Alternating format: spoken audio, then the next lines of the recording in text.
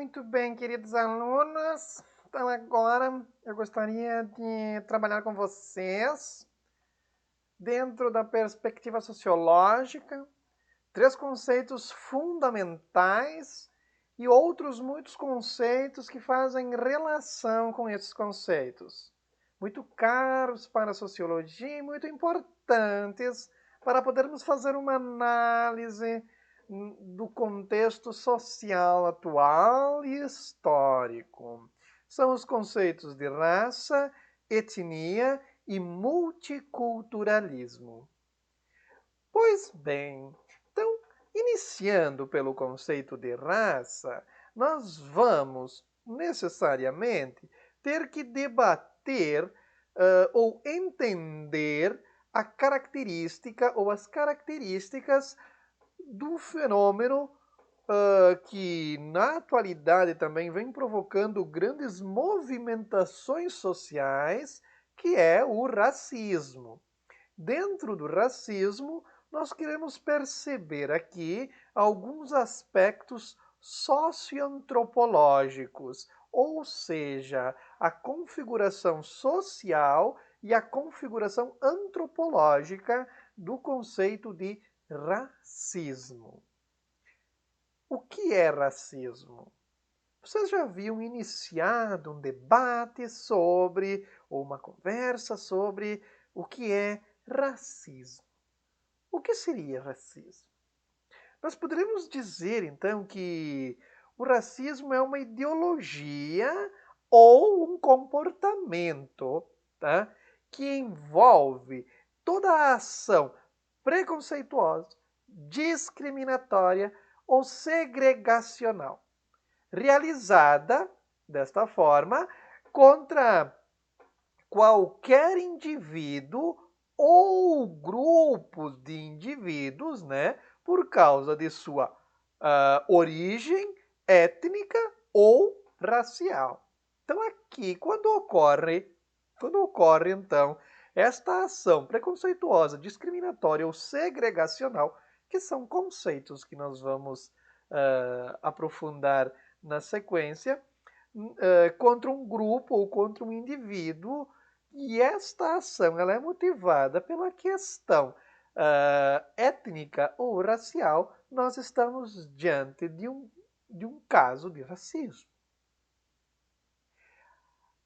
Veja, se eu estou falando de raças, eu estou tentando afirmar aqui que a raça humana não é um único grupo de indivíduos.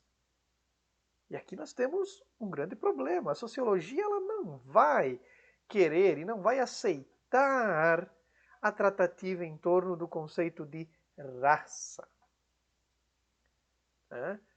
Por quê?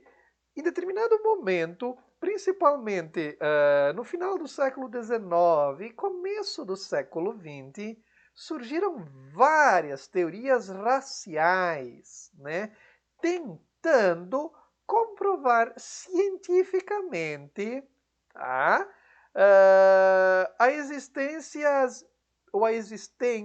de raças superiores e raças inferiores. Essas teorias raciais deram origem também às teorias eugênicas. O que é uma teoria eugênica? Uma teoria eugênica ela vai pressupor que cada raça tem características próprias e que a miscigenação entre brancos, amarelos, negros resultaria na degradação da raça humana. Por isso, deveria se promover a segregação racial. Tá? E vejam, o colonialismo europeu ele está diretamente relacionado com o racismo moderno.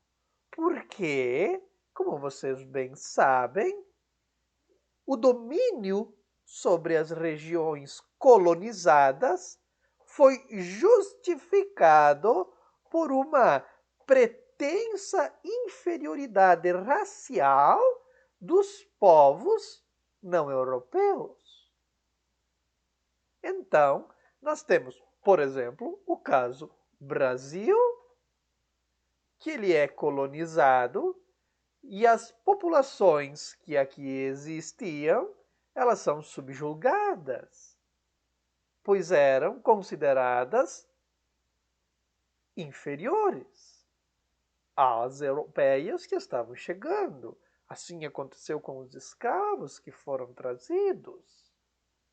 Mas por isso a necessidade da catequização, né? Porque eram seres sem alma, tudo aquilo que já se sabe e se estudou através da história. Então vejam só, nós temos aqui a ideia de racismo, e a ideia de racismo nós vamos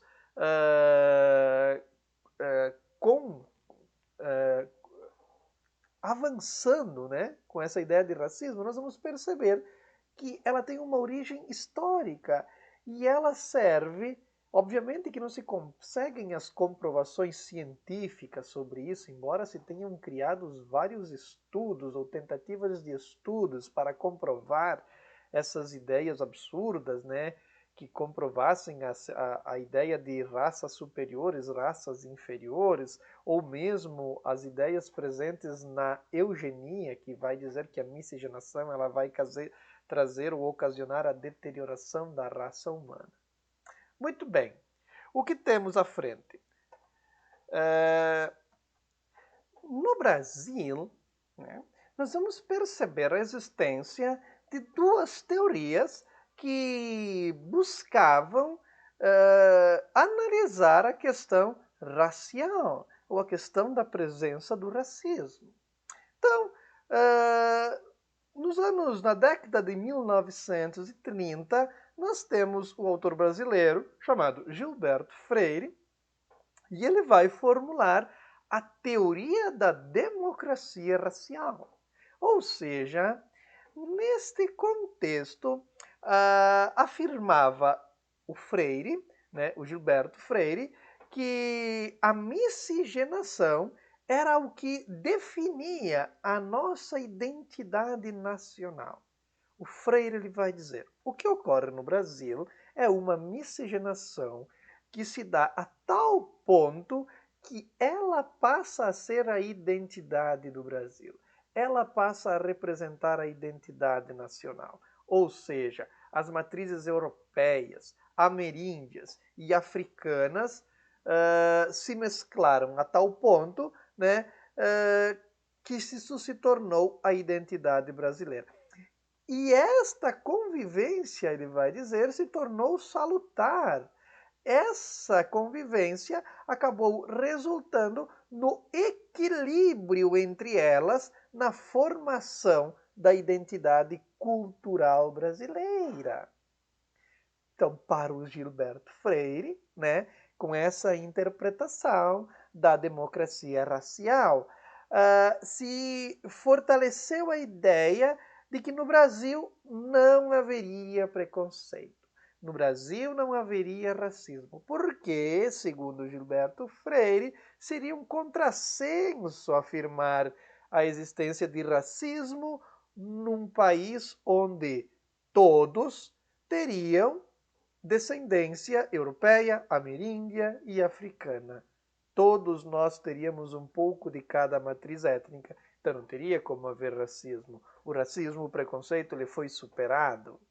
E veja que foi justamente esse discurso adotado, ou a partir dessa teoria do Gilberto Freire, a teoria da democracia racial, é que vai começar a se consolidar, né, essa dificuldade na percepção das consequências do racismo para, principalmente neste caso, as populações negras e as populações indígenas. Uma ideia falaciosa, uma ideia errática, podemos dizer assim. Tá? Na sequência, nós vamos ter um outro pensador brasileiro chamado Florestan Fernandes, que vai atacar esta ideia do Gilberto Freire do convívio harmônico entre as raças, né? Porque para ele essa ideia da democracia racial é um mito. Ou seja, por isso que ele vai ficar conhecido como a teoria do mito da democracia racial. Ele vai dizer, é uma grande ilusão. Não existe democracia racial no nosso país. A partir do momento que chegaram os colonizadores, nunca mais existiu igualdade racial ou democracia racial no nosso país. O que vivemos é uma intensa segregação social, um intenso processo preconceituoso, um intenso processo discriminatório, principalmente para com as comunidades negras e índias. Tá? Conforme se avançou historicamente, mais se aumentou a desvantagem dessas populações do ponto de vista político, econômico e, consequentemente, social. A perspectiva, então, pela qual o Florestan Fernandes ele enxergava a sociedade brasileira era do conflito e não da harmonia. O que existe é um conflito, na verdade, que perpassa todo o ser social da sociedade brasileira, né? As populações indígenas, as populações africanas, os mestiços, né? Eles vão conter, eles continuam, na verdade, a ser tratados de maneira preconceituosa e desigual, confirmando então deste modo aquilo que o Florestan Fernandes ele critica, né? Que é justamente a posição lançada por Gilberto Freire, né? Quando ele vai falar da teoria da democracia racial. Pois bem, dois pontos de vista, duas maneiras de se conceber a ideia de raça, de racismo, de preconceito e de discriminação no nosso país. Ok? Fato é que nós não podemos negar que Florestan Fernandes me parece ter muita mais lucidez sobre o processo histórico, né, que está envolvido a nossa sociedade. E hoje, né, o movimento negro brasileiro ele tem uma importância muito grande, a gente pode perceber que ele tem uma importância muito grande no combate ao racismo. Tá? Principalmente nas décadas de 60 e 70, né? O movimento negro brasileiro, influenciado pelas ideias do Florestan Fernandes, lutou contra essa perspectiva da democracia racial. Né? Pois só admitindo a existência do preconceito é que se consegue lutar contra ele. A partir do momento que se adota essa perspectiva da democracia racial e se nega a existência do preconceito, do racismo, ele vai continuar sendo estrutural, ele vai continuar se manifestando, ele vai continuar atacando os direitos desses grupos e não se conseguirá combater. Né? Até que em 89, né, esse mesmo movimento negro ele consegue a promulgação da lei que torna o racismo crime inafiançável em nosso país. Tá? Muito bem, mas falávamos então que o racismo, né, ele é uma prática preconceituosa, discriminatória e segregacional. O que é o preconceito? O que é a discriminação? O que é a segregação? São três conceitos muito próximos, né? Mas que guardam características próprias. Por quê? Porque o preconceito, num primeiro momento, é uma generalização superficial, né? É uma generalização que busca, de alguma maneira, depreciar o outro, né? O preconceito são ideias, o preconceito são maneiras de ver, maneiras de pensar acerca do outro, né? Em filosofia, quando se fala em falácia, nós falamos em generalizações apressadas, né? A falácia de generalização apressada. O preconceito ele é fruto de uma generalização apressada, pois é fruto de uma falácia. Ele é fruto de uma ideia não raciocinada, não pelo menos não de maneira qualitativa, não de uma maneira correta. Ela gera apressadamente uma conclusão acerca de um grupo, acerca de uma pessoa, acerca de um indivíduo. Então eu os defino. Essas definições, esses pensamentos, essas conclusões que chegam são os preconceitos. E interessante aqui é que os preconceitos, eles são normalmente, isso é muito importante, tá? Eles são difundidos, enraizados e renovados pelos mecanismos de socialização. A nossa socialização nos torna, como vimos, capacitados para conviver com os outros, mas nos torna preconceituosos também. A socialização é esse mecanismo essencial que todos nós precisamos, né? Precisamos passar e passamos durante a nossa vida, né? E que nos forma enquanto sociedade, enquanto coletividade, mas também nos torna pessoas preconceituosas.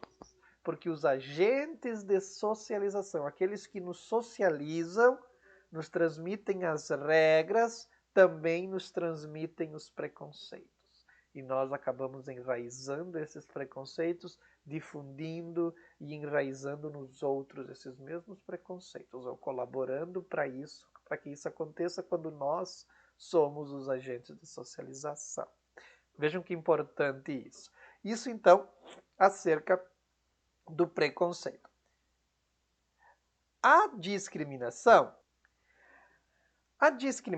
nós podemos dizer que ela materializa o preconceito. Por quê? Porque a discriminação é uma atitude, ou é um tratamento diferenciado em relação ao outro que pode levar à marginalização ou à exclusão do outro ou de um grupo. Às vezes, né, a discriminação ela pode ser de maneira muito dissimulada, né, e não ficando claro para os outros, mesmo para aqueles que sofrem a discriminação, que aquele processo ele se deu de maneira discriminatória. Então, o preconceito é quando eu formo a ideia, o pensamento, e a discriminação é quando esse pensamento ele se torna uma ação. Existem várias práticas discriminatórias, né? Socioeconômicas, religiosas, culturais, étnicas, etárias, né? Relacionada à orientação sexual, ao gênero, à nacionalidade, enfim. As pessoas são discriminadas por inúmeros motivos, né? Não apenas pelo racial. No caso aqui, a ideia é debatermos de maneira mais específica o racial. E por fim, a segregação. E a segregação, ela significa, a palavra segregação significa separar, isolar social ou espacialmente, né? Um grupo que é alvo de preconceito e de discriminação, por não partilhar da cultura de um grupo hegemônico, digamos assim. Tá? A segregação ela pode ser institucionalizada por meio de políticas públicas ou leis que vão visar manter fora do foco da sociedade indivíduos ou grupos, né, considerados indesejáveis. Quando nós falamos de segregação, nós podemos lembrar ou trazer presente, por exemplo, o apartheid na África do Sul. Um regime segregacional, oficial, do governo. Existiam leis que proibiam negros e brancos de conviverem nos mesmos espaços, de contraírem compromissos civis. Entende? Então a segregação, vamos dizer assim, é uma forma mais extremada de discriminação, que é quando eu estabeleço a separação, quando eu estabeleço o isolamento social. E podemos olhar para as nossas cidades hoje e tentar entender se nelas não existe também, ou não vivemos nós em ambientes de segregação. Então hoje foram esses os conceitos que gostaríamos de abordar. Voltaremos mais adiante para continuarmos e avançarmos nessa discussão. Um grande abraço a todos, fiquem bem, tchau, tchau.